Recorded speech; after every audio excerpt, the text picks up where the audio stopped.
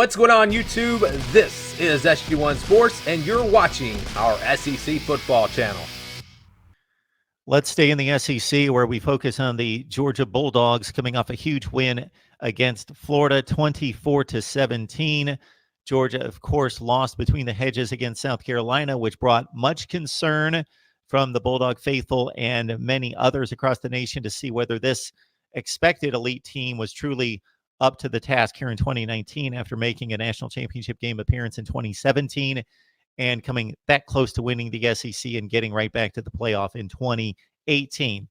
So considering Georgia's performance through the entire season, but specifically against its toughest opponent to date, Florida, is Georgia back on track and ready to take on Bama or LSU in the SEC championship game? All right. Jake Fromm looked decent against Florida. He got the job done. He looked the role of the game manager. He made key third down throws to convert first downs.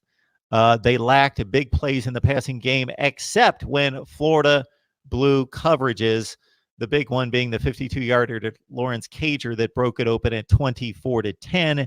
That, again, was just a clean, broken coverage by Florida. Georgia took advantage. But other than that, they really lacked big plays. They did get some push along the offensive front.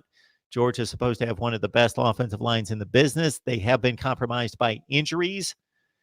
DeAndre Swift, with 25 carries for 86 yards, was not really able to get untracked and turn out the big play against Florida. But Georgia did just enough in that one to win at 24-17.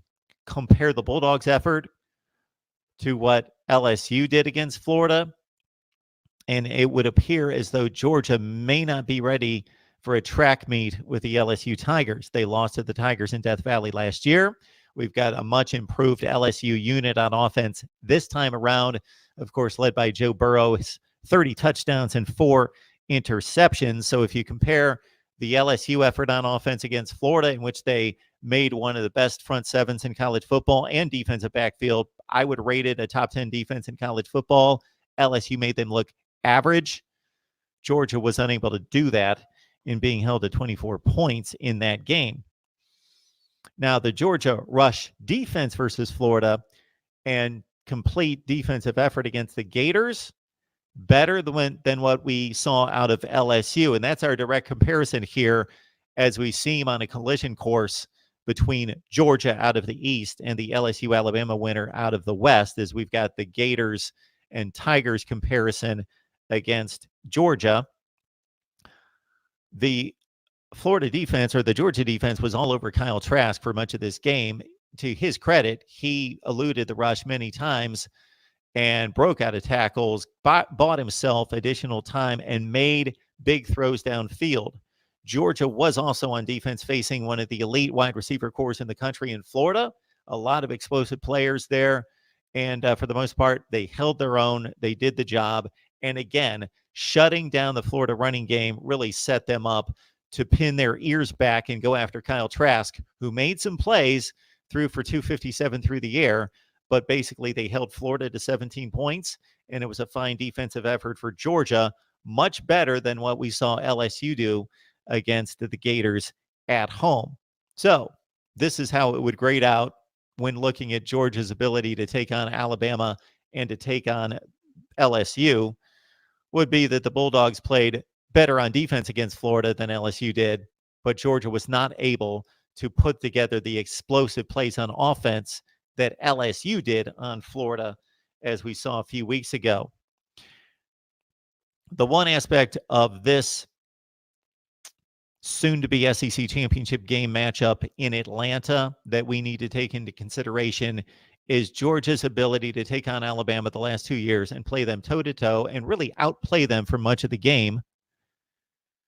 Still lost the game, but take into consideration that in 2017, Kirby Smart was just starting to build this program into a giant.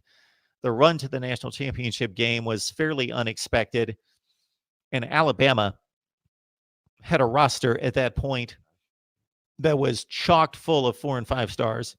Georgia did to a certain extent, but they were taking top 10 to 15 classes under Mark Richt, supplementing them with an enormous first two recruiting classes with Kirby Smart, and they didn't have the depth or the top end talent in volume that Alabama did in 2017, and they still should have won the national championship game. They came back last year, and they outplayed Alabama for 50 to 55 minutes of that game before Jalen Hurts took control and took the Tide off the hook, and they won at 35-28. Georgia led by 2 touchdowns and showed that, at least from a talent perspective, I'm not talking about poise, I'm not talking about game management, not talking about Kirby Smart's certain decisions that he made in that game that cost his team. I'm talking about ability to show that you've got the elite talent and the mass and the volume of it, the depth on the roster to compete. Georgia showed that against Alabama the last 2 years. So, is Georgia back on track and ready to take down Bama or LSU? Anybody can win on any given Saturday if they have comparable talent. But I would say that I would give Georgia only a, let's say, 30% chance of beating Alabama, and let's say a 30 to 40% chance of beating LSU. So I say, looking at what should happen in the SEC championship game, that the winner of Alabama LSU should win the SEC championship game. And Georgia has not shown me enough, based on just one performance against a good team, that they are back on track and ready and prepared to take down either Alabama or LSU right now. They've got Missouri, they've got Texas A&M, they've got Auburn to show us more, to show us that they're going to continue to improve. But for right now, Georgia does not have it together on offense to be able to take down LSU or Bama.